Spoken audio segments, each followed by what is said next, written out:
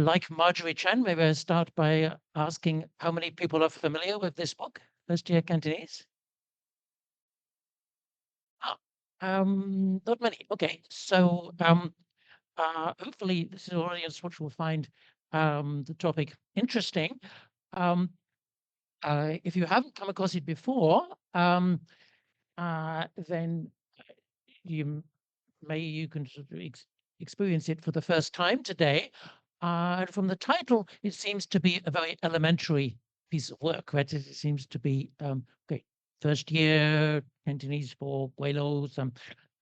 It's about it. What can we learn from that, right? If you open the book, you immediately find that it's written by from the Maryknoll Mission, Catholic Mission in Hong Kong. And that will give you some expectations. Maybe you will expect to learn some Catholic terminology or something, rather than anything of interest to us today. We'll also see that as soon as you open the book, you'll be confronted with a lot of Latin terminology, which may be interested to Professor Belassen, but to those of us that didn't grow up with Latin, you'll start to say, what is this? What are we doing with Latin? Right? Um, Even if you are interested in Latin, then it's obviously quite an outdated work by now. So if I propose to you that you should be using it to teach Cantonese, you're going to be shaking your head and laughing at the outdated language. The editions that I would talk about range from 1938 to 1966, so they're all more or less out of date. Um, and so this is what I've just discussed is the way that I looked at first year Cantonese when I first came across it, which means that I basically ignored it. Okay, that's that. Okay, set it aside, put it back in the library, put it back on the shelf. And indeed, its status today is that it is basically ignored, except as an interesting source of early Cantonese data, like from the first half of the 20th century. And Samuel Zheng Honglin has sort of mined this book for examples of grammatical change since the 1930s.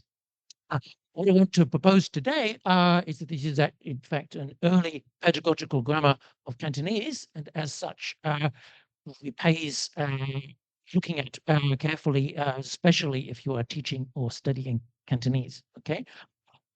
So who is this author? Thomas Omelia lived from 1898 to 1973. He was a Catholic missionary in Guangdong and later in Hong Kong. He was the last of a series of missionaries to have contributed to the study of Cantonese. And in that role, he appears briefly in Shin Kataoka and Cream Lee's book on missionary contributions to the study of Cantonese. His reputation, even among the missionaries, his reputation is very much to be the language teacher of the Catholic missions in this area.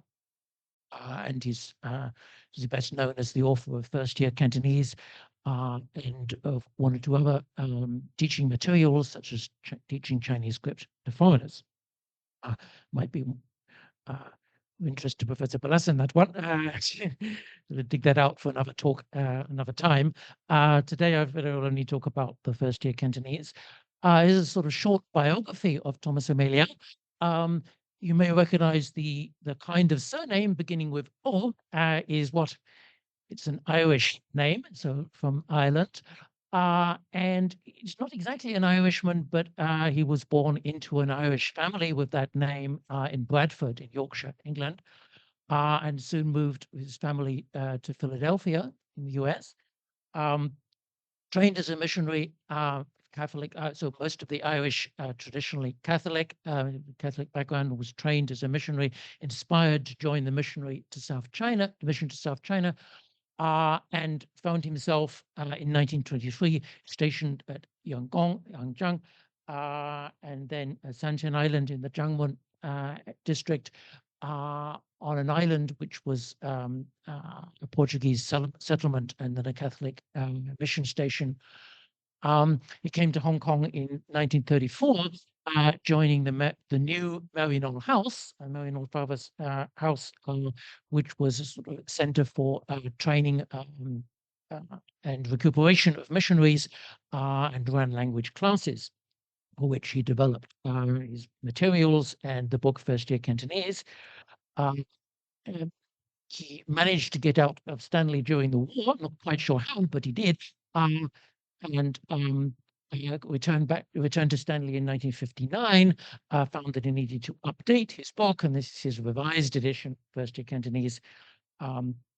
And eventually sort of retired to Chicago. Well, I don't know if he retired, went to serve with Chinese missions in the US for most of the rest of his life.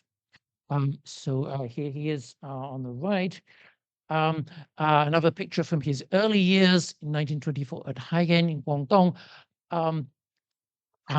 And there's an interesting comment about this picture.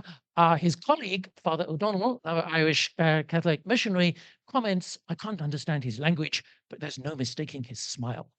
I'm not quite sure what he means about the language. It just occurred to me that he, Amelia, was having to learn Cantonese at exactly the same age that I did, namely age 25.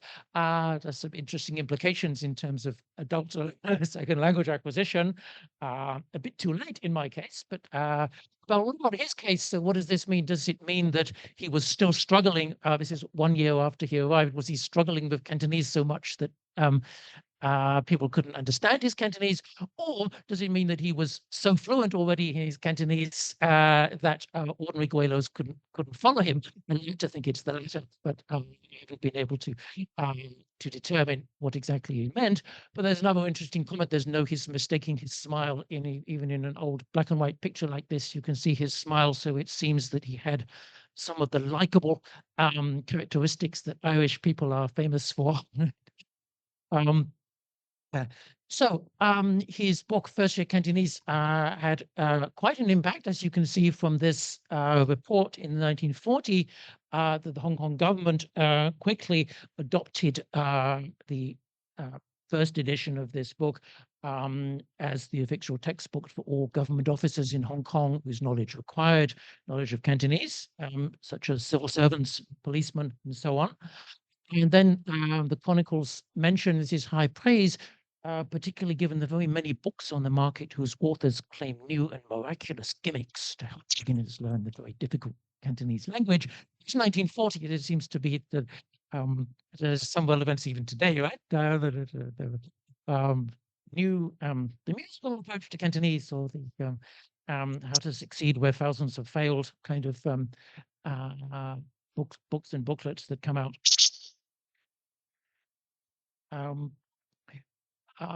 20 years later, after the war, the same chronicles record that his Cantonese textbooks have been so popular that it's going to be time to update his masterpiece. And this is gave me my title for today. As Ken mentioned, it was regarded as a masterpiece, so it'd be a shame if we forgot about it entirely. And in order to produce the revised edition, he was relieved of administrative duties so he could focus on his research. So this came out in 1966. There are various editions, so some of them are not showing up here, but one of the ones that's not showing up on the slide is this one, the revised edition, 1966. I'll be talking mostly about the original book from 1938 and 1941, which you see here. So here it is. If you open it, what you see, the frontispiece from Marian House, the missionary center in Stanley, Chekchu. And in the contents, you can see a very traditional grammatical organization of the lessons, right? So it starts with subject and predicate, pronouns, negative, indirect object, the genitive, the possessive case, and so on. So this is mostly Japanese, not Japanese, mostly Latin vocabulary coming in here.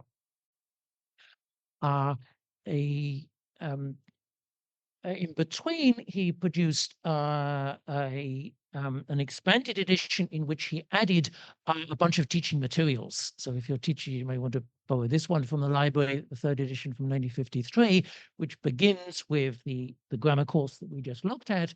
Then it continues with part 2, ditties and easy pieces.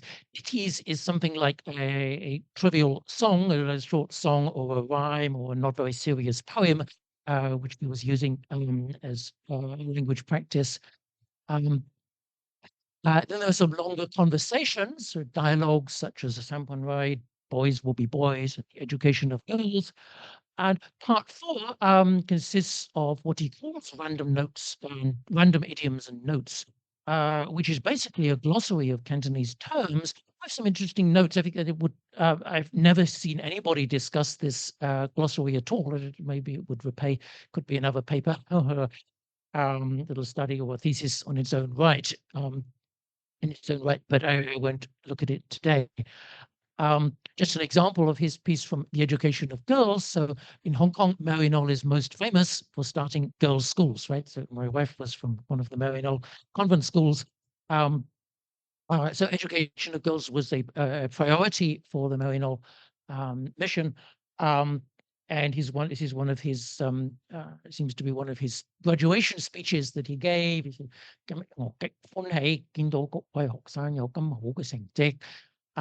and here is a picture which Emily actually took himself in Yangjiang in 1934 of his graduating class. So all of this went into his teaching materials. I want to focus on what he calls grammatical remarks. And the interest of these was recently pointed out by Luisa Pertenico, one of the new Italian scholars in sonology that Professor Belason mentioned yesterday. And she's particularly interested in Cantonese. And she picks up on the interest of the grammatical remarks in the textbook. And she points out that it looks old-fashioned, but it's not just old-fashioned, actually revealing in some ways. So O'Malley clearly takes it for granted that Cantonese has grammar, right? And it's not so obvious in the 1930s or 40s. In fact, when I first started, I think I must have told somebody I was working on a grammar of Cantonese, and one of my students famously said, "Mak Cantonese your grammar, game." Seems a silly question now, but in the 1990s, I got that reaction both from students and from others. And O'Malley clearly takes it for granted that Cantonese has grammar and goes on to tell you how it works, right? But then it recognizes the work as in some ways, well, actually, it makes 2 points here. For understanding of the peculiarities of a language, and that's what I want to try to share with you today, and also pave the path for modern descriptions of Cantonese. Yes, I think so, although one of the reasons I'm giving this talk is this kind of apology for not taking O'Malley more seriously than I did. So when Yip and I were working on the grammar, we really should have paid more attention to it than we did. Okay. What we will see right away, we already saw in the contents that there is a lot of Latin terminology going on, right? And at one point, I remember being taught that, oh, the missionaries applied Latin grammar to languages all over the world, and they got it completely wrong, right? A completely misguided attempt to describe other languages using Latin or Greek grammar. So we have this kind of prejudice. This is one example of using the Latin model. He's distinguishing the genitive from the partitive. Now, the genitive is the name of the possessor case in Latin, right? And he's basically pointing out here that we have 2 different things in English that look the same. The taste of water is a true genitive relationship, whereas the cup of water is not a genitive relationship, it's a partitive relationship. And in French, that'll be quite a different thing. And he's going to explain in Cantonese, it's a quite different thing as well. So here the problem is that English is misleading or English is ambiguous, and we have to split these 2 functions and treat them differently. Because I don't think anybody studied Latin here except for Professor Belason, so just try to explain briefly what case is in Latin, because this is, I think Professor but as I said, he spent 7 years studying Latin? Did it may do something like this, right? So, we spent a lot of time studying the cases and their functions. So here's a very simplified version. A case, such as genitive or nominative, is a form of a word, a form of a noun or substantive, um, with a particular ending indicating its grammatical function in a sentence. So if we take the word water, as we were just talking about, then we have the nominative form aqua, which means water, as the subject of a sentence. Then we have accusative form aquam, in which the nasal ending indicates that accusative case, and this is the object of the sentence. And if we're going to do a genitive, something of water, the taste of water, for example, it will be aquae. The aqua becomes a diphthong I, and this indicates, well, indicates various things. Actually, but it could indicate the genitive form. Right. So, why are we using this for Chinese? Well, I think everybody agrees that we don't have morphological case we don't have this kind of case in Chinese, but a lot of other linguists have talked about case in Chinese or case relationships or case functions in Chinese according to their understanding of those things, of grammatical relations. And a good friend of ours, Audrey Li Yanhui, proposed, and it was actually her PhD thesis, is called Abstract Case in Chinese. Right? So making the case for case, if you like, that it does make sense to talk about noun phrases having case, even if you don't see it. That's what she means. And maybe that's what is a modern version of what Amelia meant. So here is one of his grammatical remarks in which he starts to talk about the notion nominative, right? So which we just had as a case for the subject of the sentence. And here he's saying that for various reasons, which we'll look at later, any member of the sentence, together with its modifiers, may be placed first. The remainder of the sentence runs along according to the usual rules. This is a kind of inversion, and we're going to call it the nominative absolute. And you'll soon see that what he's talking about is topicalization in our modern terms, making something the topic of a sentence, except that term didn't exist in the 1930s. So what do? He was struggling to find a description of a language terminology to describe this phenomenon, and he borrows the Latin term nominative. Well, he creates a new term out of two Latin terms, nominative and absolute, and I will try to explain what he's doing there. So what he's talking about is sentences like this. You could say, 你仔咯，我啲書係邊書? So 邊書 is an old way of saying where in Cantonese, right? And so you can say that, but the following is often preferred. 我啲書你擺係你仔係邊書? My books, where did you put them, right?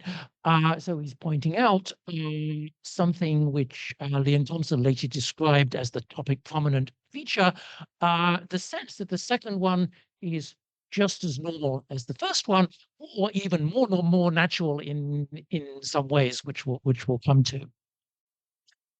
So why is it calling it the nominative absolute? Well, the nominative case in Latin is literally the naming form. It's the case form for the subject of a sentence, and it's morphologically unmarked, so it doesn't have an ending edit, it doesn't have an inflection, and so a simple example would be puer, meaning boy, is in the subject case, and if the boy loves the girl, then you have boy nominative, girl accusative. Amat loves.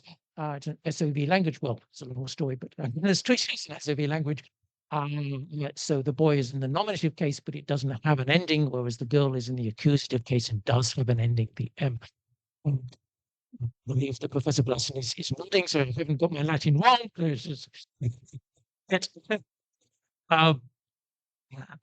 Okay, so why talk about topicalization as nominative? Well, topics, of course, morphologically unmarked, just like the nominative where in Latin, you might say that in Matthews and Gibbs grammar, you will find that topics could be indicated with le, modishu le, by have been. But interestingly, I haven't been able to find that le, that topicalizing le in Omelia's work. So whether he felt it was too colloquial to be worth bothering with, or whether it didn't really exist at the time, I'm not sure. For all of his examples, there was no kind of topic marker used, right? And secondly, as he said, the nominative absolute is about putting something else first you don't expect to come first, so it comes first in the sentence. In Latin, some of the time, it's more complicated than that, which is why we spent 7 years learning Latin rather than one.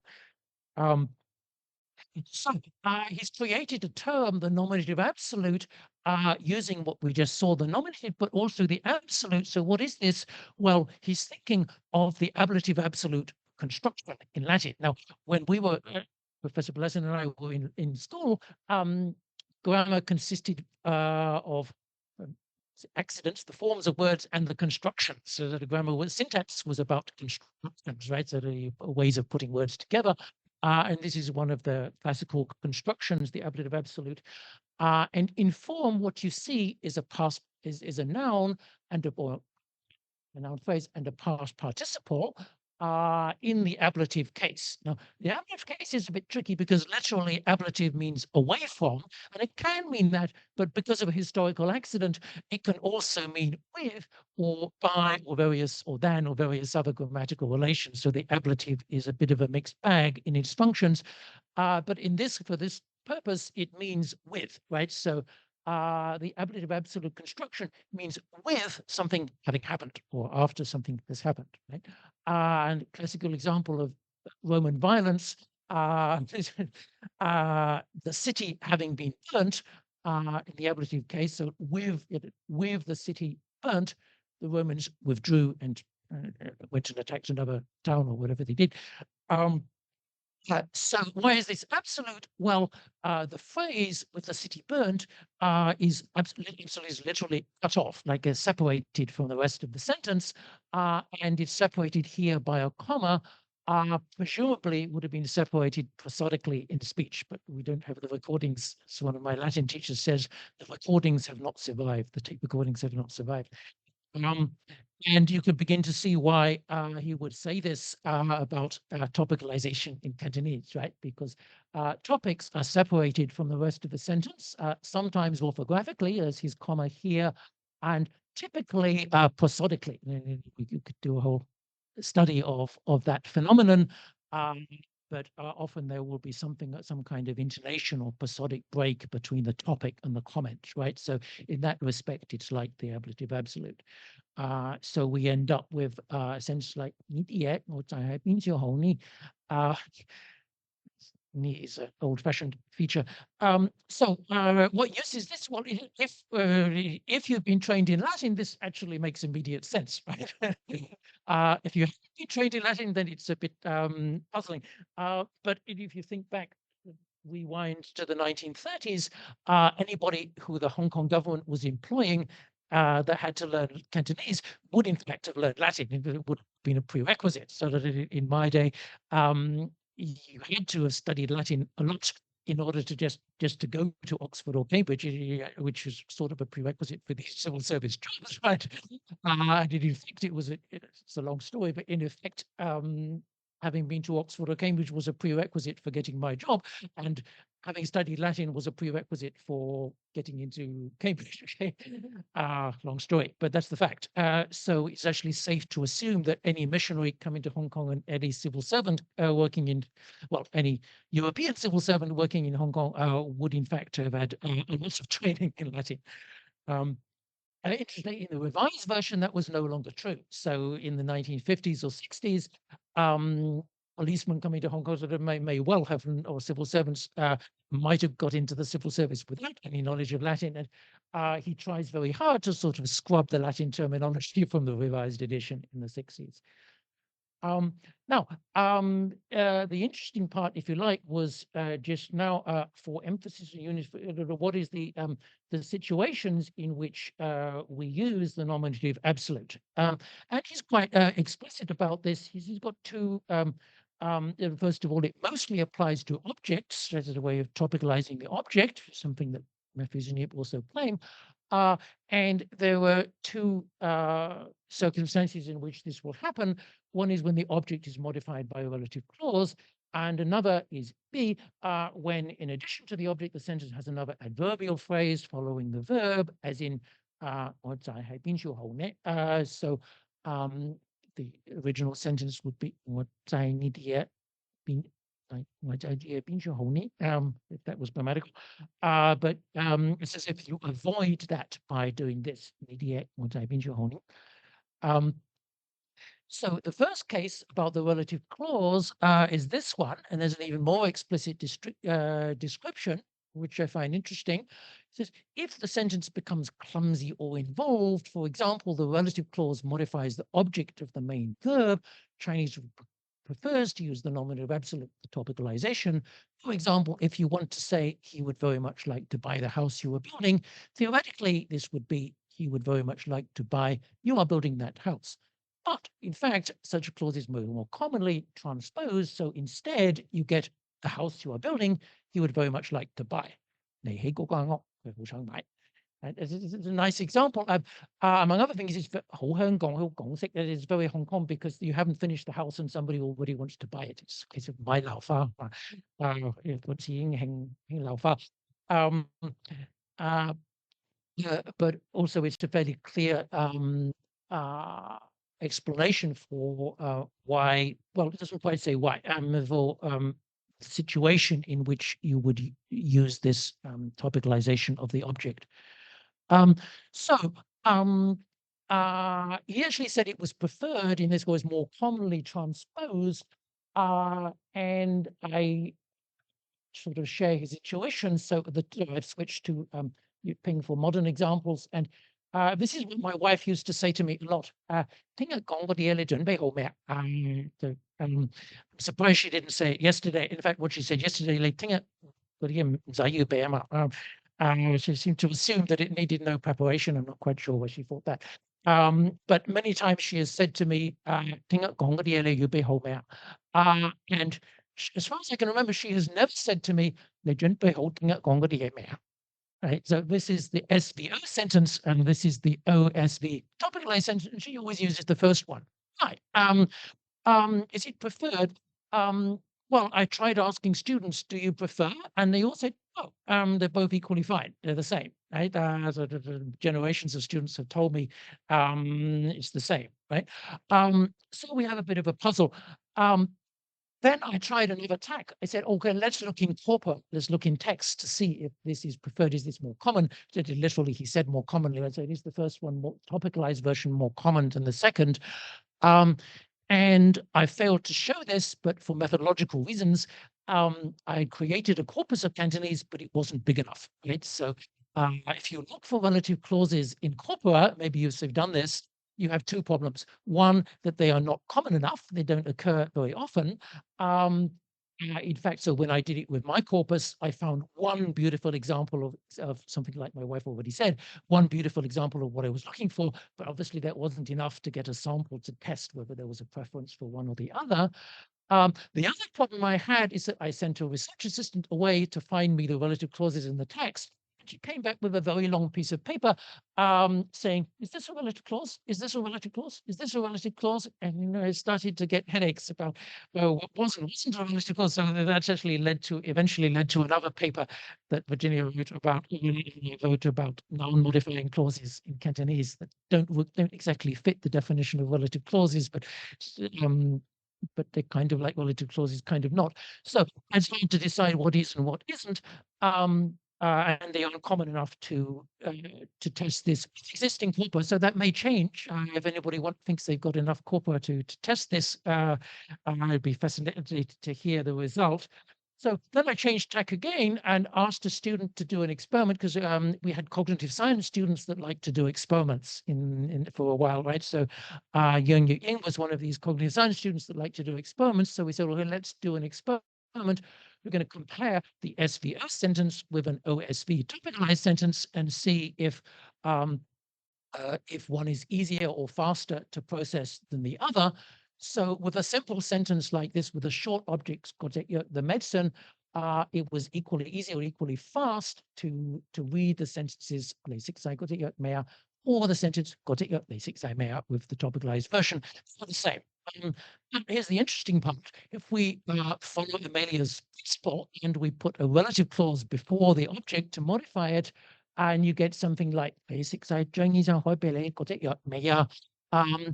you can say that's fine, but it takes longer to read than the topicalized version. The topicalized version, even me, I can read it faster. And in the experiment, the Cantonese speakers read this significantly faster than the original one. So, so it was right, but it was quite difficult to prove, right? Why is it right? Well, one of my teachers, John Hawkins, developed a theory of the relationship between word orders and processing efficiency. And trying to get a long story short, his theory predicts Amelia's generalization, right? Why? Well, the problem with the long of the what you can remember, he described these sentences as clumsy or involved. So, what is the problem with the sentence? Well, simplifying slightly, it's that the object is a long way from the verb sick. Is sick, right? And in an extreme case, you could imagine sort of forgetting what the verb was that the object is going to be the object of. Um, uh, and in the Hawkins theory, there was a thing called a recognition domain, which is basically the amount of words or syllables you have to process or hold in a buffer in order to recognize the verb phrase, and that means you have to put the verb eat together with the object medicine, right? You have to put those things together. And in the other version, now the yuk and the sik are almost next to each other. I don't mean they're not because they're inverted, but they're much closer to each other in this version. And so you get a much shorter recognition domain for the object and verb. So um, uh, this, again, I would argue proves that Amelia was right in the first place, because he says the sentence becomes clumsy or involved when the relative clause modifies the object and the verb, and that's exactly what's going on here. And it becomes clumsy and involved because you have to wait a long time to actually get the object of the verb.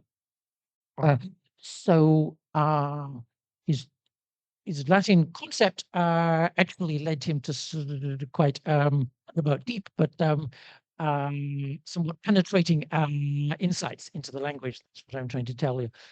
Now he has another story to tell. That was just one of the reasons for using the nominative absolute. Another one, he says, is when, in addition to the object, the sentence has another adverbial phrase following the verb, such as the place to which, as in 你的我在冰球红里. So what's going on here? Well, again, we could have the original version. Now this one is perfectly possible in Cantonese, but if you try it in Mandarin, what do you get?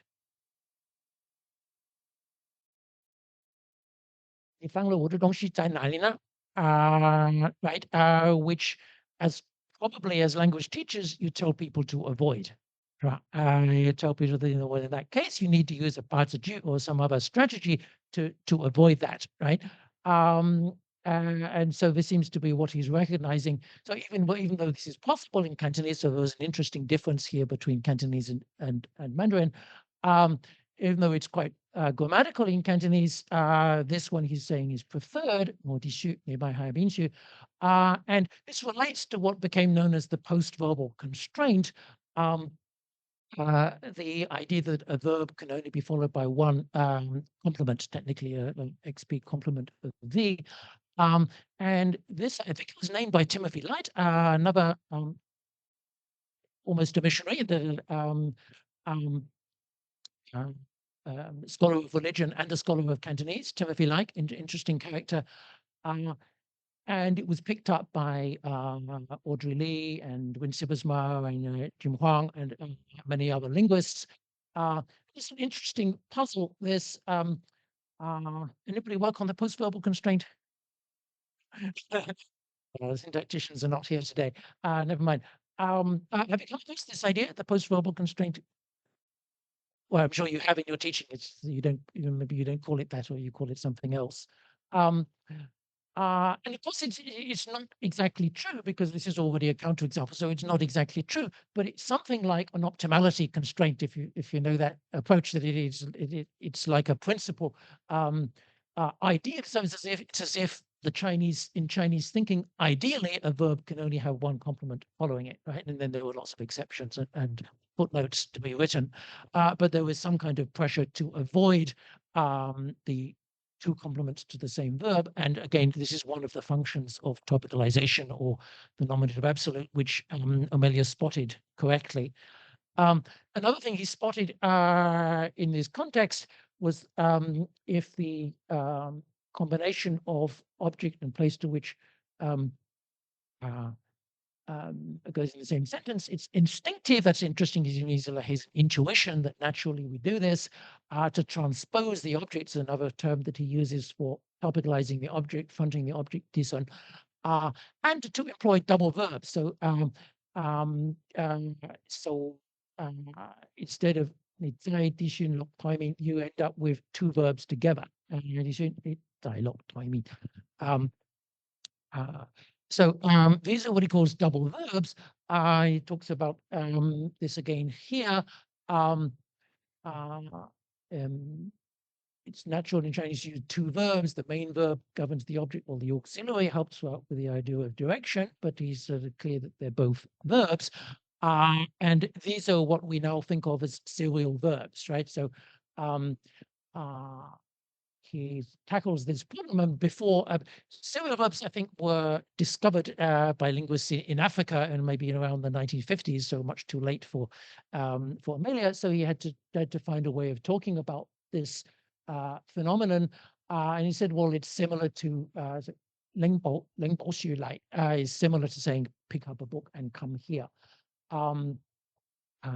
Similarly, he went in and sat down, and they said, well, Tao could be considered a purpose infinitive, but then he seems to realize that that doesn't make sense, because we don't have infinitives. So it's as if he's using the Latin grammar, and immediately realizing that it doesn't work, right? So, and then he says, more precisely, it would be more insightful to say, rather than say, actually, there's another long story here in that, do we have infinity? Do we have finite and non-finite verbs in Chinese? There's a big debate continuing about that. So it's not a crazy idea, a little bit like the abstract case thing, that it's not crazy to say you have Chinese case, because Audrey and others propose that you do. And serious people, I think they're wrong, but serious linguists continue to propose that you have a distinction of finite. Do you have finite verbs in Chinese? We can argue about that later if anybody wants. Anyway, so he scraps the idea of a purpose infinitive and says, no, what we have here is a single subject with a compound predicate. Yapei is a compound predicate. And that is actually very similar to the way that Eichenwald recently described a serial verb construction, namely a sequence of verbs which act together as a single predicate. Interestingly, he notes labels are not important, and if you study serial verbs, that becomes a bit amusing, because linguists continue to argue that's not a serial verb. This is a serial verb. It's not a serial verb. They have this even in Chinese, or particularly in Chinese. So Bartra and Powell keeps arguing with people about this: what is and what is not a serial verb. But maybe he was right the first time. The labels, in other words, whether something is a serial verb or not is purely a matter of terminology, is what he's saying. You can decide to define serial verb in this way, and then it is a serial verb. It's not a matter of truth; it's just a matter of terminology. And you know what? I think he's right. I went through years of trying to decide what's a serial verb and not, and I think he was right the first time. One more point about the nominative absolute and topicalization. This is a little tricky because we have to read between the lines and we have to imagine how he actually taught with this textbook. But in the lesson on the nominative absolute, he has this dialogue. And the answer is 我另外俾人嚇, etc. So what are well, first of all, it starts with the nominative absolute. 嗰啲嘢 is the topicalized object of Lang, right? But then it continues with 我令係俾人嚇, 我就令返嚟. So what's going on here is that the object is missing, right? And the object of Lang is continues to be the topic which was set in the first place. Now, I'm fairly convinced that that's what he meant. He doesn't explicitly say so, and I think that's because he didn't have the vocabulary to do so. So today we would say that we have null objects co-referential with the topicalized with the fronted topic. So we would analyze it like this. And the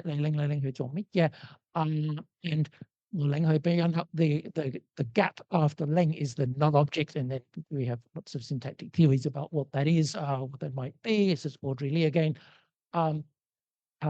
But what this dialogue shows is that once you stated the topic, it continues to be the topic, and you can leave out subjects and leave out objects because they refer back to that topic. And one of my colleagues, actually your colleague here, what do you remember Shudingshi? Before he retired, but I'm not sure he did retire. He just moved to Guangzhou and kept going, right?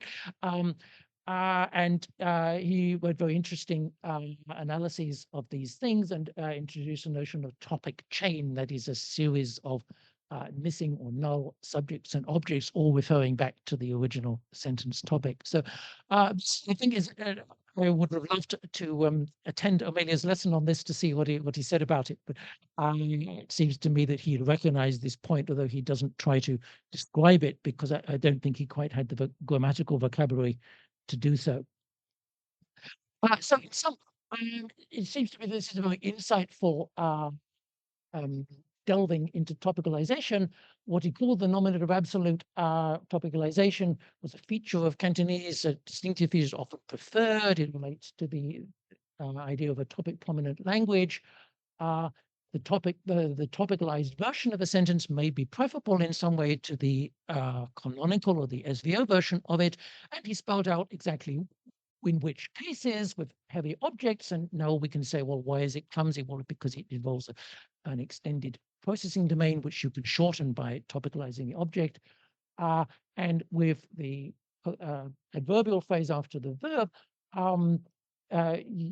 you by applying the topicalization, you respect the postverbal constraint, whatever that is, right? And finally, I think what he just demonstrated is that the topicalization underlies the null objects in discourse, even though he didn't quite have the vocabulary to express that. So your teachers, what about the pedagogy? The pedagogy is implicit, really, but there's an interesting point in the preface by the bishop of the time, James Walsh, where he says the method used in this book is apperception.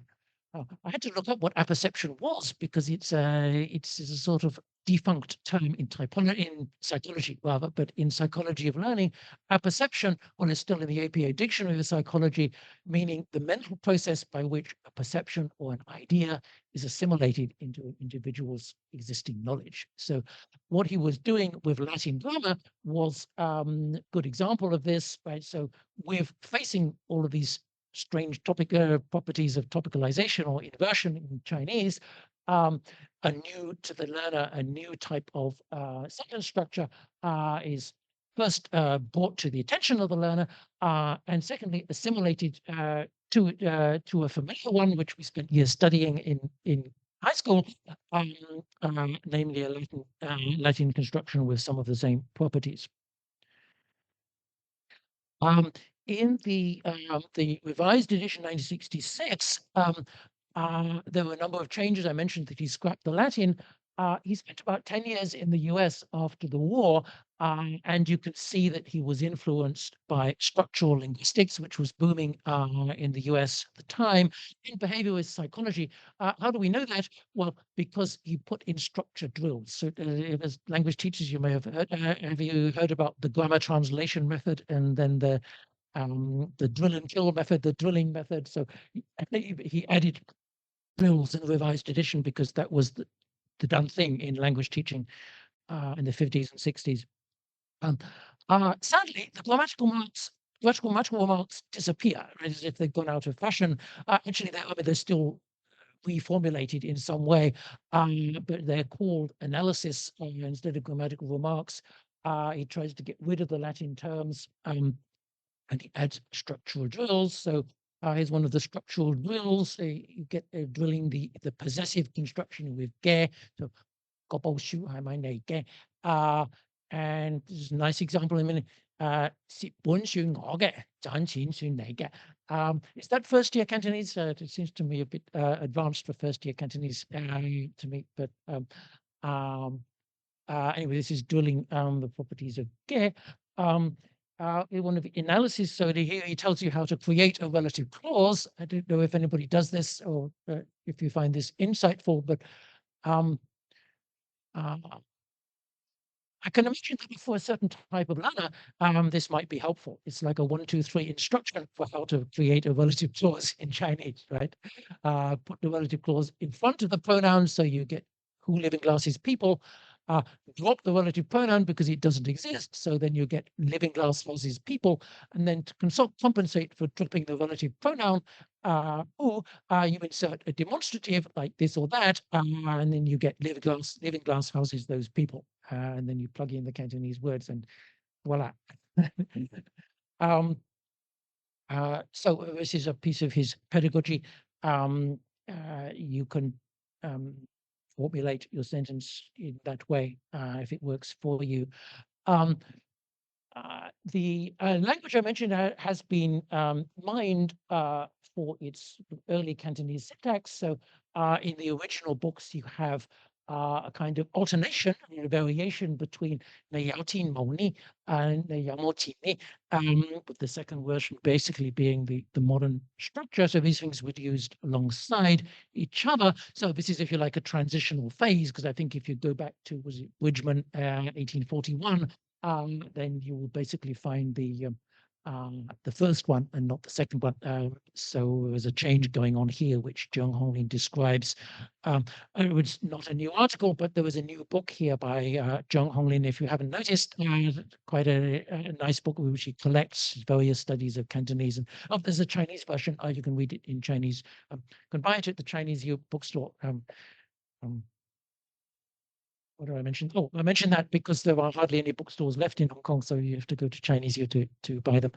Hong Kong U is now a university without a bookstore. I mean, what do they think? Yeah, okay, you can see here what generation I belong to. What were we talking about? Yes, so the language is transitional in this respect. It has both of these question constructions. The questions very regularly use end in ni, and this is a nice example of how article usage changes quite rapidly in Cantonese. So it doesn't exist anymore. In the revised version, you still have the pre-war syntax, as in still exists, but the ni has changed to net in 20 years, apparently. So we could actually, you could do a thesis or a master's thesis, if you like, looking at the changes from the 1930s to the 1960s edition. Another example of the same thing, the Songfa Guanghua. I remember sort of reading about this and finding it very puzzling, because by the time I arrived in Hong Kong in 1990, nobody used this at all. I could find nobody that could admit to using it. Nobody would ever use this, right? But in the 1960s, you had both the Songfa Guanghua and Songfa Beine, both of those constructions side by side. Is this any of use to language teachers? Just raise the question. I honestly don't know. But if you find what I said interesting, you could consider creating a lesson plan based on Amelia. You could take the dialogue, update it where necessary. So some of them, to me, could be on the street today. There are some of the dialogues, like even the one that I said about the that one seems like you could borrow it just as it is. You would want to update the romanization because this one is not terribly nice as far as tone marking, as you may have noticed. He didn't invent it; he borrowed it from Meyer Wemper. You could base a lesson on one of his lessons and see how it works, if you like. Of course, you would have to put it into PowerPoint and you'd have to modernize it. So I've been hearing about adding GPT, adding augmented reality, virtual reality, all the novel things, innovative things going on in your teaching today. So what I tried to show is that we were wrong when we thought that it was an elementary, misguided missionary work. It was actually, I argue, an early pedagogical grammar of Cantonese, quite insightful to quite a high level of detail into how Cantonese works, and in some cases, what he spotted are things that the linguists are still arguing about exactly how that works today. So it's not like, oh, he didn't understand anything, we understand it today. On the contrary, some cases you could wonder how much we've moved on today, how much more do we understand today than he did, other than terminology or formalization. The Latin model, so we started off thinking, well, maybe it's just a mistake, a big mistake that the missionaries kept making to apply the Latin model. Not really, right? So the Latin model was quite insightful, as it turned out, and particularly if you have learners, as he did, that were trained in Latin, it would have made sense. So for all of these reasons, I suggest that any edition of the work would repay reading. If you're learning Cantonese or studying or teaching Cantonese, I predict that you will learn something. You can tell me. While this is a very old-fashioned way of ending the talk, it seemed appropriate to an old-fashioned talk like this. I did want to apologize for the fact that all the pictures are black and white. My wife wanted more color, but this is the 1930s, so all we have is black and white pictures. So here we have Amelia with his dog eating off his table. And he started his book by saying, learning to speak Chinese gracefully and fluently is no sinecure. I mean, it's not an easy job. It is not as impossible as has often been asserted. So I want to thank one colleague, Umberto Ansaldo, who worked with me on missionary grammars, and we had some interesting discussions. And special thanks to the colleagues who worked so hard to organize this event, to Ken Cheng. Ken, he even had to fetch me from the entrance this morning. Sarah, thank you for the invitation. David, thank you for your advice, and thank you for all of the committee. There's a lot of people involved. I have some idea of what's involved in a hybrid conference, and you've done it beautifully. So thank you very much.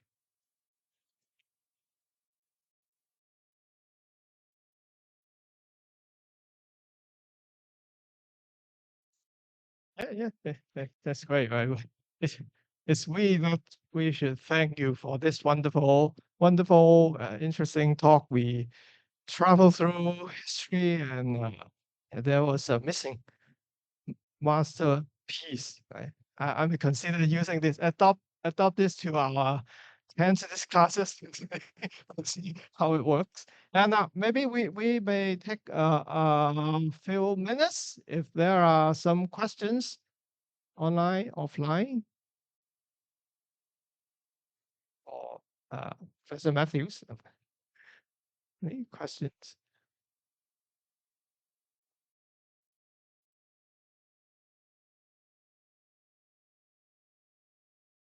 Maybe I just express some thinking I've got from this talk. I just found that the same grammatical phenomenon, actually we can view it in different, we can frame it in different model. I use just learn about something. It's called topicalization. In my concept, it's only one thing. If you do this, 呢本書你放喺邊度啊？ this is topicalization. No, nothing else. But today I learned if you use another framework, the Latin model, it is something called nominative absolute. So it makes me think that actually the Kansas grammar syntax we are learning, is it we are frames under the English syntax, or sometimes frames under the Mandarin syntax. Maybe, maybe maybe someday we can look through the Kansas grammar in another perspective or in a unique Cantonese way to look at our own grammar. I don't know. There's some not a question in this, some kind of inspiration I get from your talk. Yeah, so just some kind of nonsense. Any last question? Quick question. Any? Now, if not, I'd like invite you to end with a big round of applause to Professor Matthews, because he said this is the last keynote speech before his retirement. So, okay, so we again we will have a just a piece of.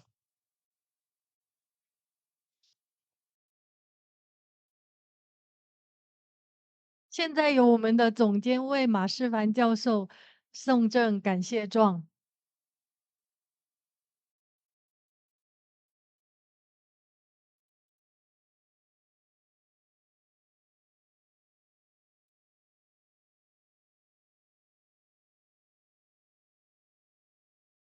好，谢谢，谢谢。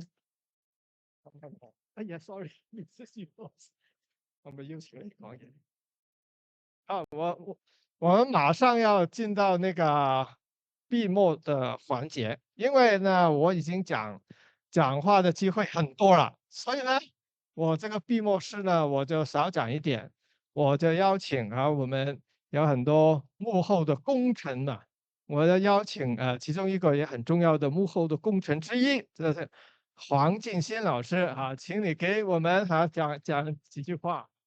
好好，谢谢总监。那么今天呢，其实很高兴，就是我们最后在这里还见到大家，就是来一起听讲座啊，一起在现场。那么这2天呢，我们也看到论坛的种类非常的多元化，从主题演讲、口头报告、海报展示、青年论坛等等都有，就可谓是百花齐放。那么感谢2天都到场的我们非常重要的嘉宾白乐桑教授，还有马世凡教授。